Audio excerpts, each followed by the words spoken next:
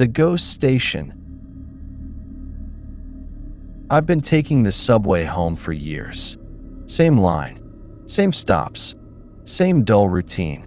By now I could close my eyes and know every turn of the track, every sway of the car, every muffled announcement over the static-ridden speakers. But that night, something changed. I worked the late shift at a warehouse across town, and when the clock hit midnight, I left with sore muscles and foggy eyes. I was tired, too tired to care about anything except getting home. The station was nearly empty, just the hum of vending machines and the occasional rattle of pipes in the ceiling. I swiped my pass, shuffled down the escalator, and stepped into the half-lit car like I always did. It was quiet, not silent. Subways are never truly silent, but close. The kind of quiet that makes you notice every sound. The faint hum of the fluorescent lights, the squeak of shoes on linoleum, the slow, even breathing of strangers. I sat by the window. The train jolted, the doors closed, and the car began to move. I must have drifted off, because the next thing I knew, the train was slowing. Too soon. I looked out, expecting to see the familiar tiled walls of my stop. But what I saw instead was wrong. The platform outside looked abandoned. The tiles were cracked, water-stained. The overhead lights flickered weakly, buzzing like they were fighting to stay alive. There was no station name, no posters, no maps, no ads. Just bare walls that seemed to stretch forever. And then the doors opened. With a hiss, they slid apart, and to my confusion, every other passenger in the car stood up. They didn't look surprised. They didn't hesitate. They just filed out calmly, as if this stop had always been theirs. I stayed seated. My stop was still 3 stations away. But the longer I sat there, the more uneasy I felt, because none of them left the platform. They didn't head toward the exits. They didn't climb the stairs. They just stood, a loose cluster of people facing the tracks, motionless. And then I heard it, a whisper. It came from the platform, soft, faint. I couldn't make out the words, but the tone was urgent, coaxing. I should have stayed put.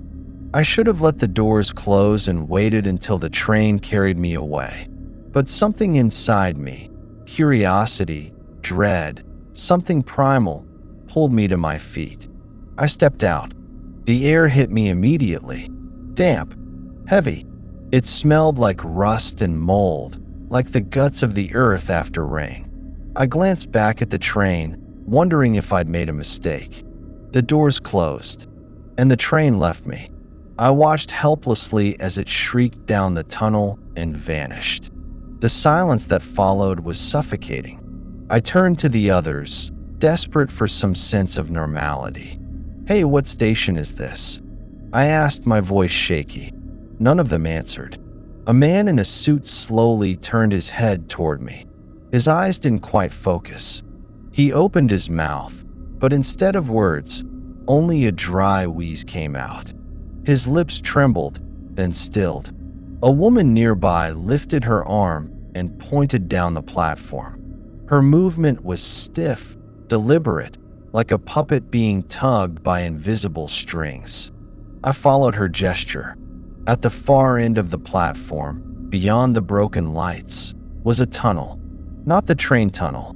A narrow passage, built into the wall, leading into darkness. I whispered to myself, "Don't." But the others began walking. One by one, they shuffled toward the passage, their steps in sync. No talking, no hesitation, just slow, steady obedience. My instincts screamed at me to run the other way. But before I could move, the lights above us went out. Everything went black. And then I wasn't alone. The dark pressed in around me, thick and smothering. In that void, I heard it, breathing. Not mine. Something behind me. Slow, wet, labored. I spun, but there was nothing to see. Panicked, I clawed for my phone. The flashlight came on with a trembling beam, and that's when I saw it. At the far end of the platform, standing against the wall, was a figure. Too tall, limbs bent wrong. Its head was tilted, its face pale and smooth, featureless, like wet plaster molded into the shape of a person. It didn't move, but its head turned toward me. I dropped the phone. The clatter echoed, sharp and loud. The light spun wildly across the cracked floor, throwing jagged shadows. When I snatched it back up, the figure was gone.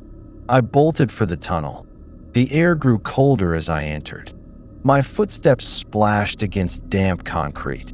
The narrow passage twisted and stretched on and on. Every few steps, I heard something following. A scrape, a drag, like fingernails against stone. I didn't look back. After what felt like forever, I saw a faint glow ahead. Relief surged through me. I sprinted toward it, lungs burning, heart slamming against my ribs. But when I burst out, my stomach dropped. Another platform, identical to the first. Same tiles, same flickering lights, same stains on the walls. I wasn't out. I was back, and waiting for me were the passengers. They stood along the platform edge in a perfect line, facing the tracks. Silent, motionless, their heads turned toward me in eerie unison. And then, impossibly, they smiled. Every one of them. Their mouths stretched too wide, teeth jagged and endless. Grins that split their faces in half. The train arrived. Silent. No screech of brakes, no rumble of wheels. One moment the tracks were empty. The next the train was there, waiting. The doors slid open. The passengers filed inside, their grotesque smiles fixed on me the entire time. I wanted to resist, to run, but my body betrayed me. My legs moved without permission. Step by step, I followed them. I boarded. The doors closed. The train pulled away. When I blinked, I was back at my regular stop. Morning commuters brushed past me. The sun had risen. Life was normal again, but I know it wasn't a dream. Because every night since, when I ride the subway, I feel the train hesitate between stations. Sometimes, for just a second, the lights flicker and the air changes. Damp, cold, heavy, and I know it's there. That nameless station, waiting. And I know one night, when the train slows, the doors will open again, and I might not make it back.